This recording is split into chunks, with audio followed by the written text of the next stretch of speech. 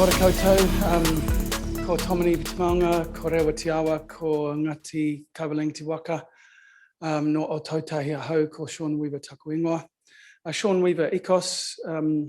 I used to be a lecturer in environmental science and environmental studies at Victoria University up on the hill, and every year I used to teach the climate change portion of the course. I'm a forest ecologist in background, biodiversity is my thing.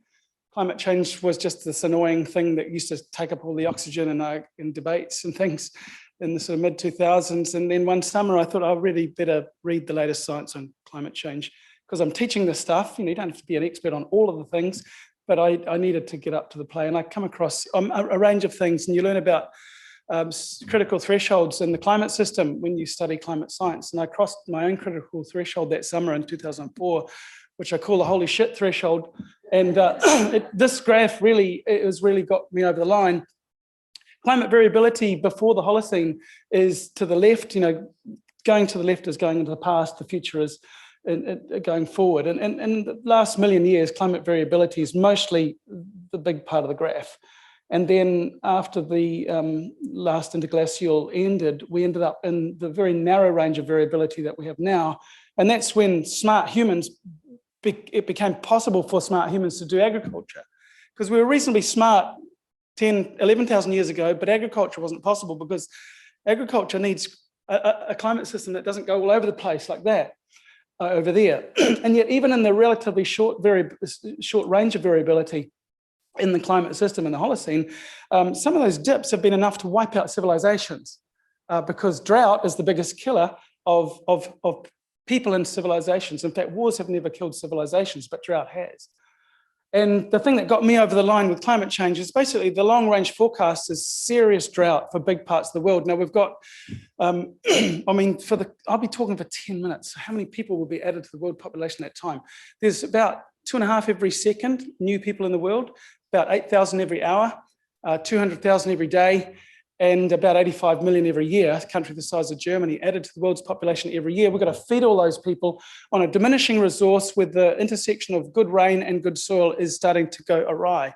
And that's a significant problem, which is why when somebody left the door open up at the university, I snuck out and founded Ecos because I decided I needed to put all of my life's energy into looking after the climate system as best I can.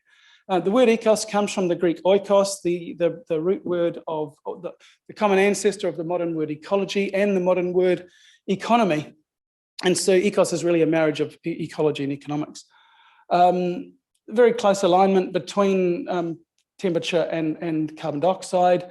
CO2 concentrations at the moment are really relatively unprecedented. The last time we had temperature and CO2 concentrations similar to what we have now was the last interglacial when sea levels are about 6 meters higher than they are at the moment. So just think about where all the hospitals of the world are. There's an awful lot of them relatively close to that high tide mark.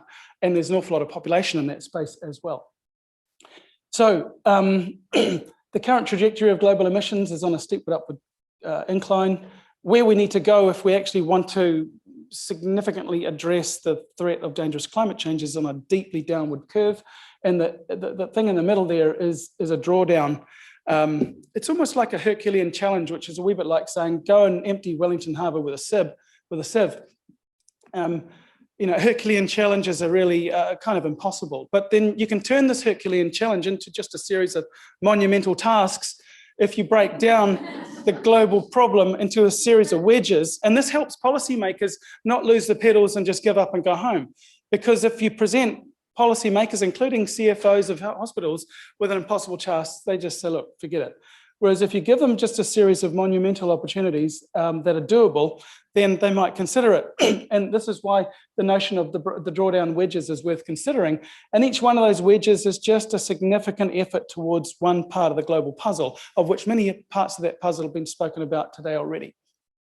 My part of that puzzle is the reforestation and forest conservation side of it. Ecos, we work in the carbon services space. On the demand side of the carbon market, we help people measure their carbon footprints.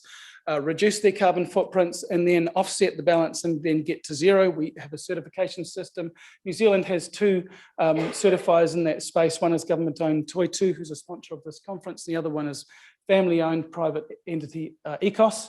And we have a very growing pool of businesses and products that are going zero carbon with us at the moment. And Jacinda said, let's go zero carbon by 2050. We've got people and entities going zero carbon every day. So I think 2050 is a bit pedestrian. I think we could speed it up a bit. But zero carbon basically means you start off with a big footprint, you make it littler. But no matter how hard you try with everything that's been spoken about in today's conference, you're not going to get your emissions to zero. You'll do a significant reduction in your emissions, but there's always going to be residual emissions that you can't get rid of, either because they're impossible or they're prohibitively expensive, which is the same as impossible. In which case, there's always going to need to be offsetting if anyone wants to go to zero.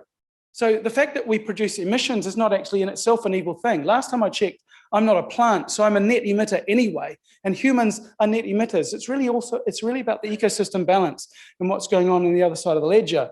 And the other side of the ledger is removal of greenhouse gases from forests, among other systems. And offsetting is a relationship between those two. Some people say to me, offsetting is a kind of cheating, get out of jail free card. It isn't. It's actually going the extra distance to take responsibility for those emissions that we could not eliminate in-house. Okay? So it's quite a different thing, because going zero carbon is not compulsory. There's no gun to any business's head saying, go zero carbon or I'll pull the trigger. It's completely voluntary exercise. And so voluntarily measuring your footprint is good. Voluntarily reducing your emissions is good. Voluntarily saying, I'll offset the balance, that's another good thing. Because as a result, you buy carbon credits, which then goes and looks after the planet by planting forests somewhere and taking carbon out of the atmosphere. So zero carbon starts off with a big footprint, makes it smaller, and then because you can't get to zero inside your own business or organization, you need to do it out. You need to compensate that by buying offsets on the outside of it.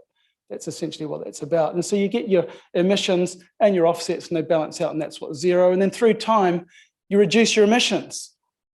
And then you reduce the amount of offsets that you buy and you make everything smaller through time. So it's not accurate to say that we shouldn't offset until we've reduced down to, I mean, this doesn't make sense. It means giving up on the opportunity to look after the place faster. And anyone who's done their homework globally knows that the planet will not solve the global climate change problem unless forests are a significant part of the equation. Partly because world forests and land use change is a polite word for deforestation, predominantly.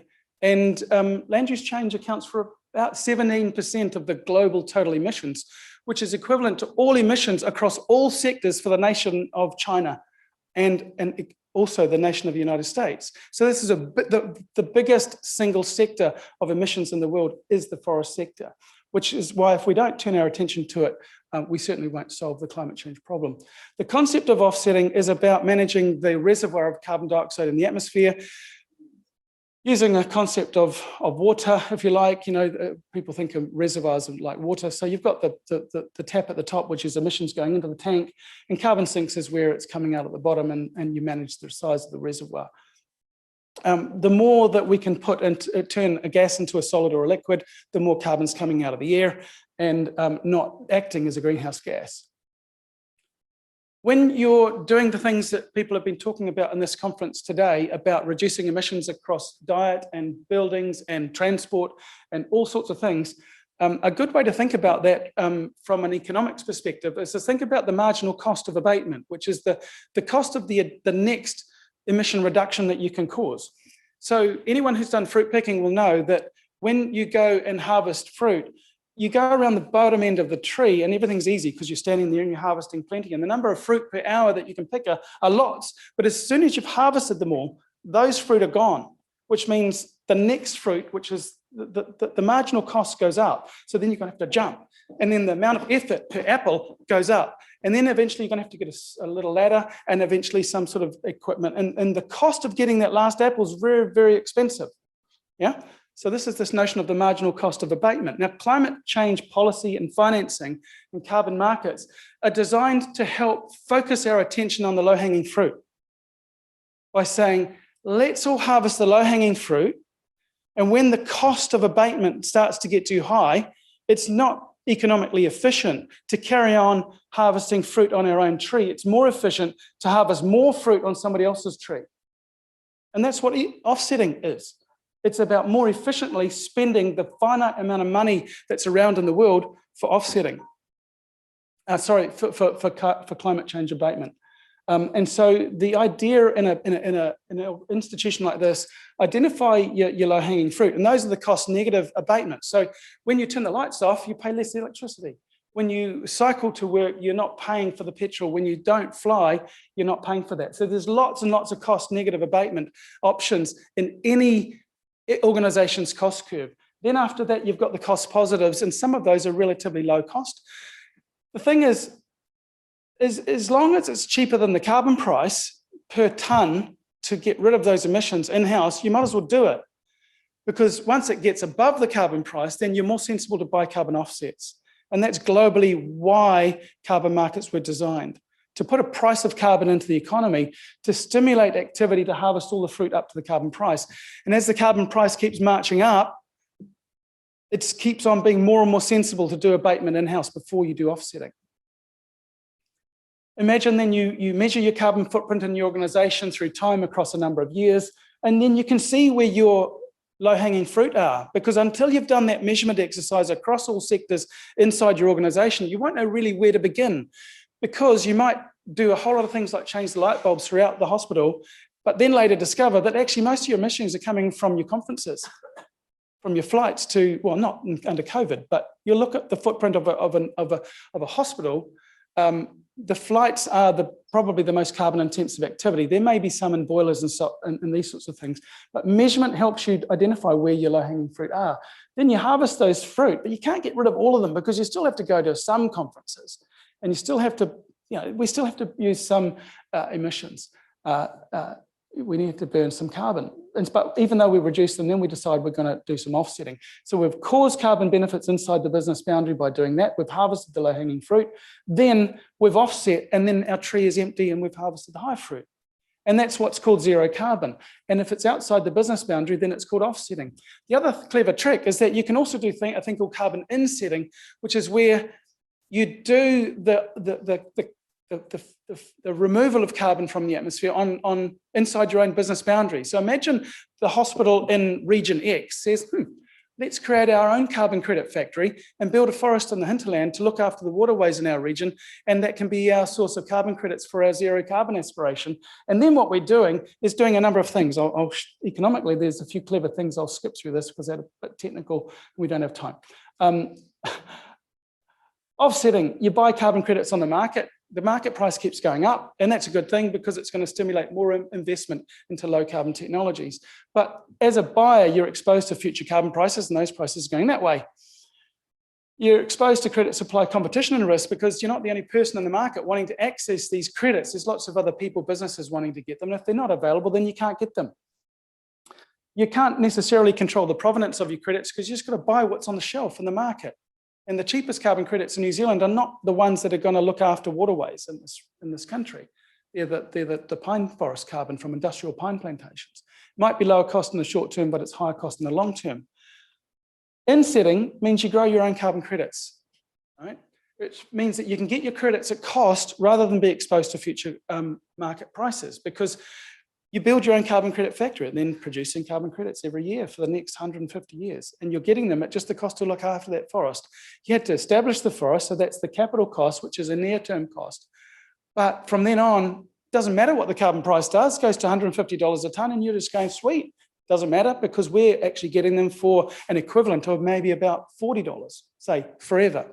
And that's sensible. So this is the sort of stories that we tell CFOs of big organizations like this, that it's really smart to consider insetting if you want to go zero carbon. And don't forget, the public service has all been told, go zero in a hurry, like 2025. And that's a really big ask. You'll never do that without some significant acquisition of carbon credits. Our goal is to make sure most of those carbon credits come from seriously looking after the planet, rather than just industrial activities that don't have many co-benefits. So carbon price going north, it got to $41.60 earlier. What's today? Tuesday. on Thursday, it was 41.60.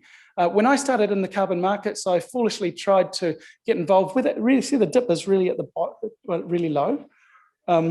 Whereas, oh no, even lower than that. It was back in 2015. The carbon price, you could buy carbon credits for 20 cents each. And we had to sell them for $20 a tonne to keep these forests going. And those headwinds were pretty strong, but I'm glad to say that the price is going north. We've got a climate change adaptation challenge in this nation and in all nations. Now, how are we going to fix that? If we have denuded landscapes, we're going to increase the cost of the impact of those extreme weather events. And if we want to reduce the contingent liability risk on built infrastructure like bridges and roads and culverts and ports and all sorts of things, property and buildings downstream, we need to look after the hinterland. Now, one way to look after the hinterland is to stick trees back on erosion-prone lands. Hawke's Bay has about 250,000 hectares of erosion-prone land that needs to be permanently reforested. If you're going to do that with a grant, it's going to cost you maybe $1.5 billion. If you're going to do that with markets, it might cost you 800 million and you get all your money back, which is a clever trick because it means that the money that we've got to look after the planet can go a lot further. And this is what carbon offsetting and insetting can do. It can help fix landscapes so that we reduce our exposure to serious money from these kinds of risks by covering the landscape with ecological infrastructure. A forest is ecological infrastructure which delivers ecosystem services that include the reduction of cost to downstream. Here's an example of carbon project that we're doing in Southland. It's a bunch of different forest types that are going in there, including wetlands, a range of forest types. You've got landscapes that we're transforming along these waterways. We've got people putting native trees in the ground. We've got a future that's going to look like that. So I guess the take-home message for hospitals as part of the public service, the invitation is to be part of the solution for climate change adaptation as well as part of the zero carbon solution in the same breath. And if you want to do any of that, come and see us. Thanks for listening.